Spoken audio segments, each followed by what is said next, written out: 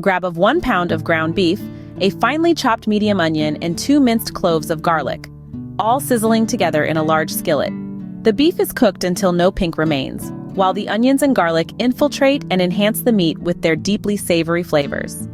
In goes 1 cup of uncooked rice, an entire can of robust tomato sauce, a cup of diced tomatoes, a splash of water, and it's all seasoned with a precise teaspoon of salt and half a teaspoon of black pepper. Lastly, ensure to diligently drain any excess fat. Begin by taking 1 head of cabbage, freshly harvested and prepared, and chop it into bite-sized pieces.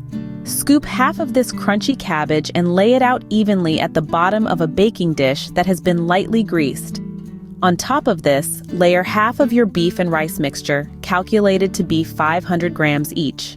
Repeat this layering process once more, carefully measuring out the ingredients, and construct a stunning, appetizing mosaic in your dish. Seal the dish with foil and place it into an oven that has been preheated to 350 degrees Fahrenheit. Bake the casserole for 65 to 70 minutes until the rice is cooked perfectly. After the baking time, remove the foil and sprinkle 1 cup of shredded cheese on the top. Return the dish to the oven and bake for an additional 10 minutes until the cheese is melted and bubbly. Please let me know in the comments below how this recipe turned out for you. As always, the recipe is in the description. Don't forget to subscribe and help Magnolia Moon reach 1,000 subscribers.